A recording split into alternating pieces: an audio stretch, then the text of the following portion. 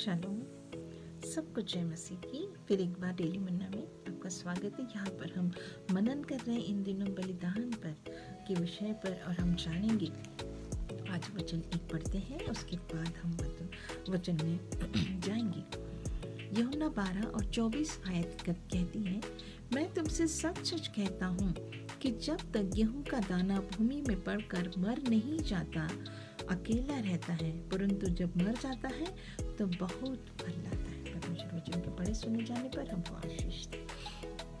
हम देखते हैं कि बलिदान मतलब मृत्यु, बलिदान मतलब खत्म कर देना अपने आप को। बलिदान अगर देखते हैं तो 3 बातों से जुड़ा होता है, एक लहू से, मृत्यु से और टूटापन से। टूट जाना, मृत्यु हो जाना, लहू बहाना, ये तीनों चीज़ें बलिदान को दर्शाती है। जैसे हमने जो आयत पढ़ी है, इसको अगर हम देखते हैं और हम जानते हैं कि अगर हम पढ़ते हैं, इसमें तो हमें पता चलता है बीज के उदाहरण देकर के परमेश्वर हमको सिखाना चाहता है कि जब अगर दाना पड़ जाता है तो अकेला रहता है तो कोई फल नहीं लाएगा, उसको मिटना ज़रूरी है। कई लोग आज जीवन में हम अकेले हैं और अपने आप को तरस खा करके अपना जीवन व्यतीत करना चाहते हैं।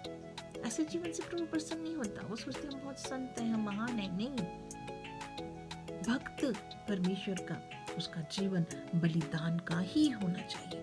और हम पता चलते हैं कि अगर हम इस वचन के अनुसार हम अपने आप को अगर 3 बातों को देखते हैं कि भूमि में पड़कर मतलब गिर गया सबसे पहले वो, और फिर क्या हुआ, वो टूट जाता है, अकेला नहीं रहता, वो मर जाता है, खत्म कर देता अपने अस्तित्व को, टूट जाता है। गिरना, फिर टूटना, और फिर उसका अस्तित्व सारा जो है खत्म हो जाता है। इस तरह से हम देख सकते हैं इस गेहूं के दाना हमको सिखा रहा है कि हमारा जीवन कैसा होना चाहिए, बलिदान का जीवन कैसा होता है। एक गिरा हुआ दाना जो गिर जाता है अपने आप को भूमि में जाने के बाद डिस्ट्रॉय हो जाता है, और फिर उसका अस्तित्व खत्म होकर के हम उसकी जगह एक पेड़ को देखते हैं और उसके ऊपर बहुत सारे फलों को हम देख सकते हैं। यस, मतलब गेहूं का दाना एक गिरा हुआ बीज। तो कैसा, अगर हम परमेश्वर के वचन में से एक अध्याय को देखते हैं और उसमें हमें पढ़ने को मिलेगा जिसमें लिखा है फिलिपियों इसका 2 अध्याय, और हम 5 से 8 तक पढ़ेंगे। जैसा मसीह यीशु का स्वभाव था वैसा ही तुम्हारा भी स्वभाव हो, जिसने परमेश्वर के स्वरूप में होकर भी परमेश्वर के तुल्य होने को अपने वश में रखने की वस्तु ना समझा, वरन अपने आप को ऐसा शून्य कर दिया कि दास का रूप धारण किया और मनुष्य की समानता में हो गया, और मनुष्य के रूप में प्रकट होकर अपने आप को दीन किया, यहाँ तक आज्ञाकारी रहा कि मृत्यु, हाँ क्रूस की मृत्यु भी सह ले। ये देखो, हम कंपैरेटिव अगर देखते हैं परमेश्वर प्रभु यीशु मसीह का बलिदान की तरफ अगर देखते हैं तो स्वर्ग में रहने वाला परमेश्वर हमारे लिए पृथ्वी पर आया, मनुष्य बना, अपने रूप को उसने खो दिया, मनुष्य की समानता में होकर के, वो भी नहीं, मृत्यु से ही उसने क्रूस पर बलिदान कर दिया। इस तरह से हमें समझ में आता है कि वो हमारे लिए बलि गया, हमारे लिए नीचे आया प्रभु, हमारे लिए उसने अपना जो आसमान का वो जो स्थान था वो छोड़कर गिर गया नीचे, इतना दीन हो गया, शून्य कर दिया। लिखा फिलिपी 2 अध्याय को आप बार बार पढ़ो, आपको समझ में आएगा कि परमेश्वर ने कैसा हमारे लिए अपना बलिदान दिया। शून्य, अपनी उस परमेश्वर के पुत्र की महिमा को उसने पूरी तरह से हमारे लिए एकदम नीचे आया। उसने मतलब अपनी समानता में नष्ट कर दिया। परमेश्वर के समान परमेश्वर, वो परमेश्वर हमारा मनुष्य के समानता में आया। कैसे इतना नीचे लाया हमारे लिए, ये है, अपने आप को बराबरी में नहीं लाया। बराबरी का पाप जब हुआ तब क्या हुआ था स्वर्ग में? लूसीफर जब वो एक आर्कएंजल था, उसने क्या सोचा, मैं परमेश्वर की तरह मैं भी अपना सिंहासन बनाऊंगा, मैं उसकी समानता में चलूंगा। घमंड आ गया, वो नीचे गिराया गया। हमें आना है नम्रता और विशेष उद्देश्य को लेकर के। जब परमेश्वर का पुत्र हमारे लिए आता है तो वो हमारे लिए क्या करता है, उसने हमारे लिए अपनी उस महानता को कुछ नहीं समझा, महान नहीं बना, दीन नम्र होकर हमारे लिए इस पृथ्वी पर आए। दूसरी बात हम देखते हैं, उसने अपना प्रथम स्थान, पहलोठे का स्थान, पहलोठा का कितना आदर होता है, सारा सब कुछ जो पिता का है वो सब कुछ उसका था, उसने सब कुछ, सारी बादशाह हमारे लिए छोड़कर हमारे लिए आया।